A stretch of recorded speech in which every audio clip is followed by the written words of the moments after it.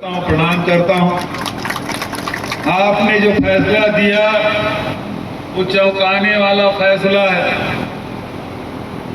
ये लोग धन बल से, जन दबाव से, बाहुबल से, प्रशासनिक आतंक से पूरा प्रदेश जीतने की बात उन्होंने की। हम 10 में 10 नगर निगम जीते, तीसरा इंजन लग गया है। लेकिन कुनकुरी की जनता ने जो फैसला दिया वो भारतीय जनता पार्टी के आंखों में किरकिरी बन के रह गया है।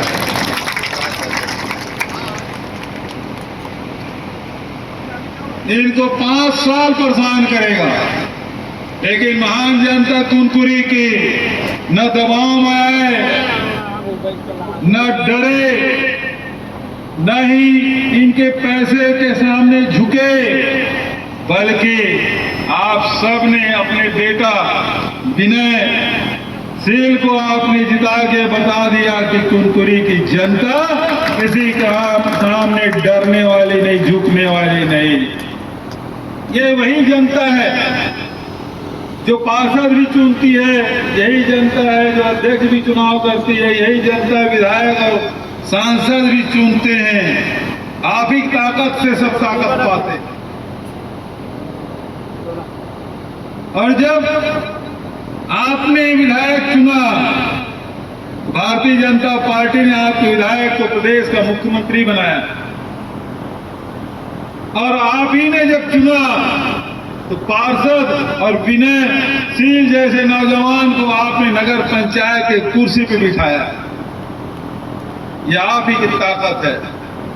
लेकिन जिनको आपने 1.5 साल पहले बिठाया वो भूल गए कि वो ताकत आपकी थी, जिसके कारण से विधायक और मुख्यमंत्री बना। आज जब आपने विनय शील को जिताया तो उसी ताकत से डराने धमकाने की कोशिश कर रहे। एक भवन उपलब्ध नहीं करा पा रहे। मैं कलेक्टर को धन्यवाद देना चाहता हूं कि आपने उसे ताला लगा दिया। विनय शील को पता नहीं, इस बिल्डिंग की जांच करने में खुद आया था, जिसमें डॉक्टर सकराजीत नायक, जिसमें स्वर्गीय डॉक्टर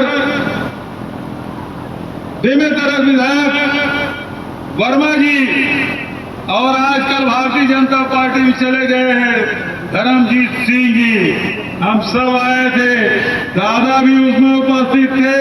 ये वही बिल्डिंग है जो गरीबों के अनाज, जिसमें भ्रष्टाचार हुआ, ये 10 लाख मीट्रिक टन रखने की जिसपे क्षमता है, पेपर में बताया कि इसमें 1 लाख मीट्रिक टन अनाज रखा हुआ है। यही कुनकुरी चावल घोटाला हुआ था, यही बिल्डिंग है, उसकी निशानी है। भारतीय जनता पार्टी उस समय सरकार थी जो पेपर में गरीबों को अनाज बांटने का काम करती थी, पेपर में ही चावल जमा कराते थे, पेपर में ही चावल निकलता था, गरीबों को नहीं मिलता था। ये वही बिल्डिंग। अच्छा हुआ कलेक्टर भले अपने मुख्यमंत्री खुश करने के लिए वो बिल्डिंग की अनुमति दी, नहीं दी, ताला लगा दिया। लेकिन देते भी विनय शील को बोलता, मैं यहाँ इस बिल्डिंग में जांच करने आया था, इस बिल्डिंग में कम से कम शपथ नहीं।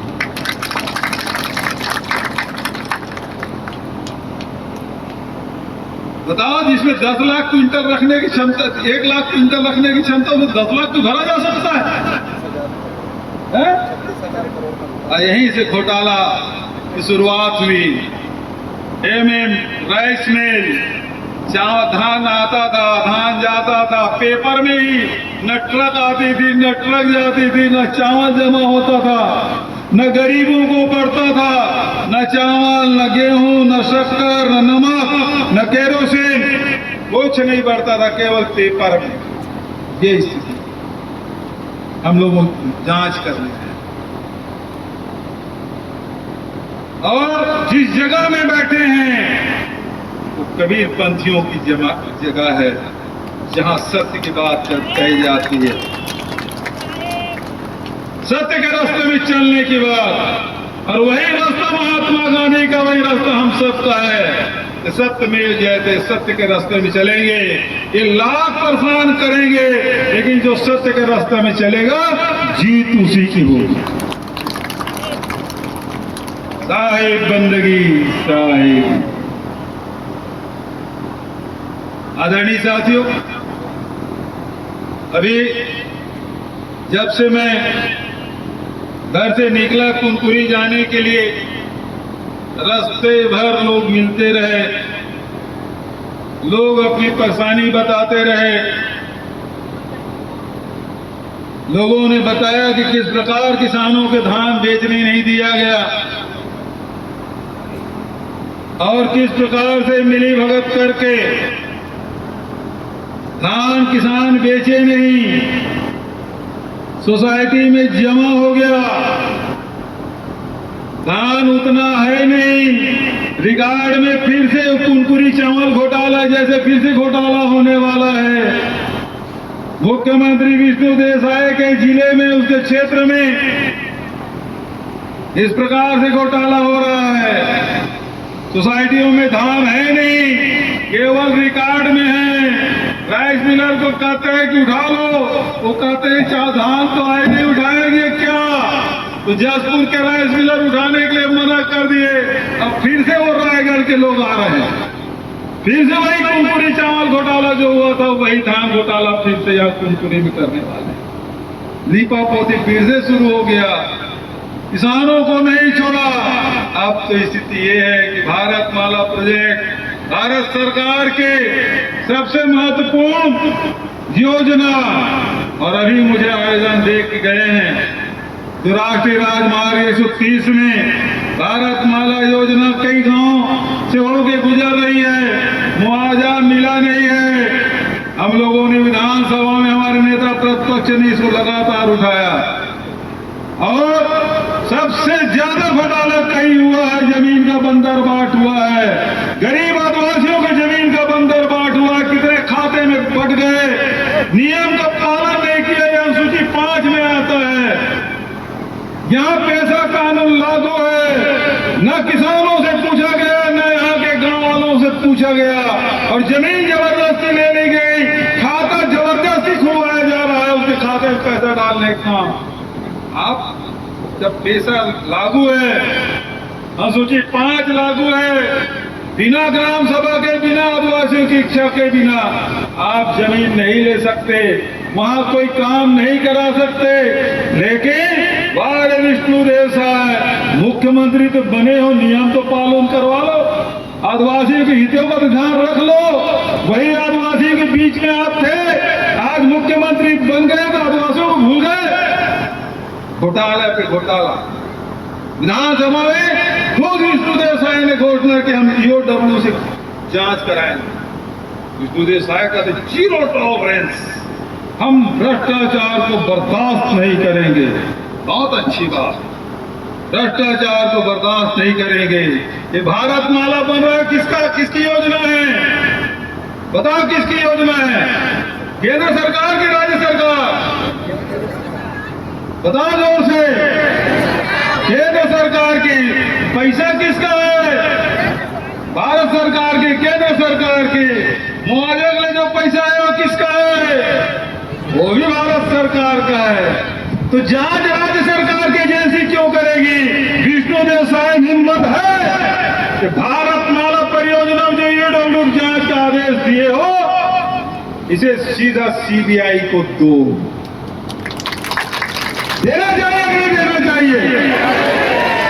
विष्णु देव ने स्वीकार कर लिया कि भ्रष्टाचार हुआ है, भारत माला परियोजना हुआ है, साय हुआ है।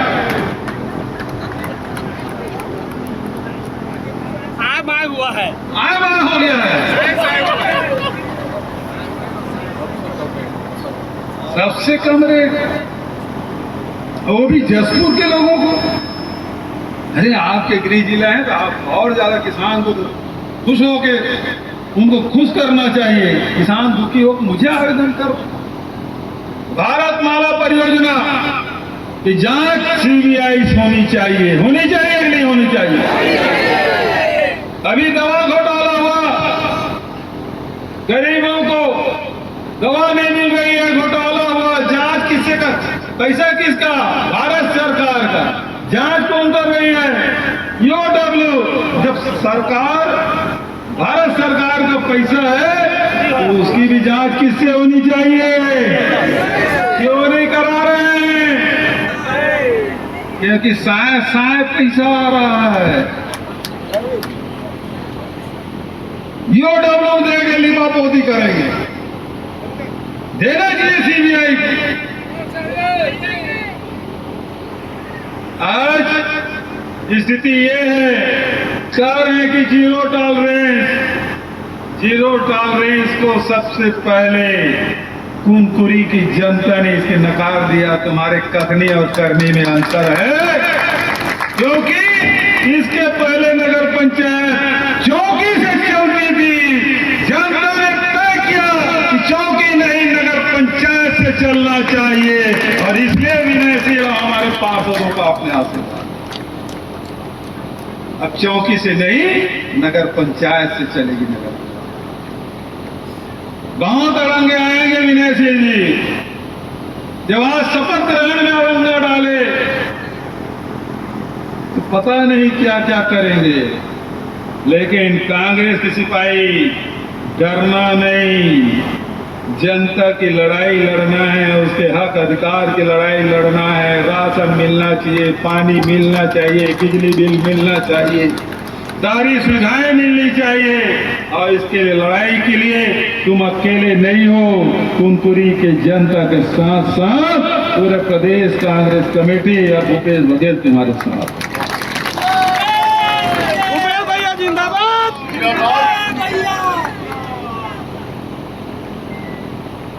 ये अधिकारियों को मैं क्या देना चाहता हूं कि डराने की कोशिश न करे, दबाने की कोशिश न करे।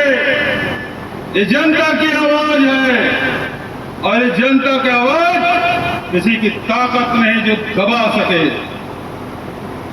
और इस बात को समझ लीजिए अधिकारीगण, कानून से चलना चाहिए, नियम से चलना चाहिए।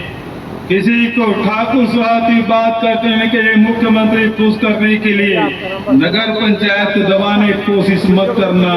ये विनयशील है, जब तक विनय है तब तक के विनय है ना? नहीं तो आग का गोला है, जल जाओगे। इस बात को समझ लेना सारे अधिकारी। मैं कह देना चाहता हूँ, मेरे साथ 7 साल काम किया है, 7 साल पूरे प्रदेश में घूम घूम के प्रशिक्षण का कार्यक्रम, पार्टी संगठन का कार्यक्रम, प्रदेश में ही, देश में, यूपी में, आसाम में, हिमाचल में, सब जगह मेरे साथ गए। लेकिन मां की आवाज में बड़ी ताकत होती है। हम लोग तो संगठन से काम ले रहे थे, लेकिन मां की इच्छा थी कि बेटा मेरे पास रहे, और इसलिए उसकी जो आवाज है ऊपर वाले ने सुन लिया, कुनकुरी की जनता ने सुन लिया। और यूडी आया और मुझे कहा कि विनय सिंह को अब हमको दे दो। सारे लोग बोले विनय सिंह ही लड़ेगा चुनाव, और वो मां की आवाज की ताकत है। हम लोग बोलते रहे कि बेटा मेरे पास भेज दो, पार्टी काम कर रहा, मेरे भी साथ में रहे, लेकिन जनता ने फैसला दे दिया, मां और बेटा एक साथ रहेंगे। अब तो बहुरिया भी खोजने की जिम्मेदारी आप सबकी है, सुनेंगे? चलिए श्यामा बहन, आप अकेले नहीं बहू खोजने में, सब लोग लगेंगे। तब फिर तो बारात धूमधाम से करेंगे, शादी भी धूमधाम से करेंगे, सब लोग बारात में शामिल होंगे, है ना? तो बहुत ज्यादा और न करते हुए, जो विकास के कार्य हैं उसकी चिंता मत करिएगा। पिछले समय जो हम लोगों ने स्वीकृति किया था, यूडी में खूब लड़ाई करके मुझसे यहाँ पानी के लिए, बस स्टैंड के लिए सारे राशि स्वीकृत कराया था, वर्क ऑर्डर हो गया था, टेंडर लग गया था, रुका हुआ है, वो सारे काम होंगे। आपको पता है पिछले साल विष्णु देसाई जी, मुख्यमंत्री जी, अपने विधानसभा में 200 बिस्तर अस्पताल का बजट में व्यवहार रहा। बन गया क्या? नहीं बन गया होगा। बजट में रखा हुआ था, साल बीत गया, दूसरा बजट आ गया। मैंने विष्णुदेव साहब को अपने भाषण में कहा, विष्णु जी आपकी चलती है कि नहीं चलती है? विधायकों का क्यों नहीं चलेगी हमारे मुख्यमंत्री की? मैं बोला पिछला बजट के कापी उठा के दिखाए, ये देखो विष्णुदेव साहब क्षेत्र में कुनकुरी में 220 अस्पताल स्वीकृत, और ये ओपी चौधरी है जो जाने नहीं दे रहा पैसा।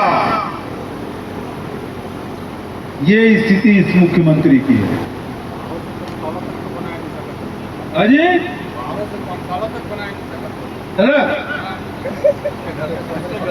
अपने घर के सामने एक सड़क तो ये बता, ये स्थिति है।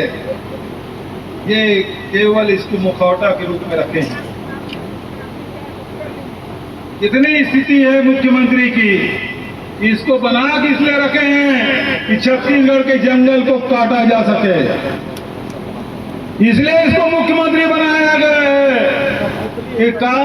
कानून को दरकिनार करते हुए सड़कों के लिए आदिवासी की जमीन छीनी जा सके, इसलिए इसको मुख्यमंत्री बना के रखे। 20,000 मेगावाट पावर प्लांट, अभी भूमि पूजन 30 तारीख करने प्रधानमंत्री आ रहे हैं। यहाँ के जल जंगल जमीन कुछ बचने वाला नहीं है, विष्णुदेव साहब ने रख दिया है। और खदान के लिए आखिर जंगल काटेंगे कि नहीं काटेंगे? जमीन आदिवासियों की छीनी जाएगी कि नहीं जाएगी? और बिना कोयला के पानी बिना बिजली बन पाएगी? पानी सब पावर प्लांट में जाएगा। बिजली हमें जरूरत नहीं है जितनी, उस सारे बिजली अडानी अंबानी और बड़े बड़े उद्योगपति प्रधानमंत्री के मित्र ले जाएंगे, और हमको केवल मिलेगा राखड़ हमको मिलने वाला है। इसलिए इसको मुख्यमंत्री बनाया गया है, ताकि कोई आदिवासी, कोई किसान, कोई मजदूर आवाज न उठा सके। वो बोलेंगे हमने तो आदिवासी मुख्यमंत्री बनाया है, लेकिन आपकी जमीन छीने जाएगी, आपके जंगल उजड़ जाएंगे, आपके हाथ से पानी निकल जाएगा। ये स्थिति इस प्रदेश में है। मुख्यमंत्री से पूछिए 20,000 मेगावाट पावर प्लांट क्यों चाहिए? कोयला कहां बाहर से आएगा? हसदेव का जंगल उजड़ गया, प्रधान मुख्यमंत्री जी चुप रहे। शराब आज ही पेपर में पढ़ रहा था, शराब की 67 दुकानें नहीं खुलेगी। हम लोग कम कर रहे थे, ये बढ़ा रहे हैं, ताकि हमारे नौजवान पीढ़ी शराब के नशे में डूबे रहे। लेकिन ये मौन रहेगा। कार्यकर्ताओं के खिलाफ खूब FIR कर रहे हैं। डरने की जरूरत नहीं है, न्याय सबके लिए है। थोड़ी सी परेशानी हो सकती है, लेकिन अपने विचारों और सिद्धांतों पे डटे रहना। हम सब लड़ाई लड़ना है। एक बात ठीक है, पिछले चुनाव हम पिछड़ गए, लेकिन अब जनता पछता रही है। आने वाला समय फिर से हम सबका है, किसानों का, मजदूरों का, नौजवानों का, आदिवासियों का, महिलाओं का, हम सबका है। छत्तीसगढ़ का हम सब मिलके लड़ेंगे और जीतेंगे। मैं भाई विनय सिंह को खूब बधाई, खूब आशीर्वाद देता हूँ। जो जिम्मेदारी आपको सौंपी गई है, उसमें आप खरा उतरना, अपने पार्षद साथियों को लेकर कुनकुरी की जनता की लड़ाई लड़ना, यही आशीर्वाद और शुभकामना इस अवसर में आपको देता हूँ। बहुत बहुत धन्यवाद। जय हिंद, जय छत्तीसगढ़, जय कांग्रेस।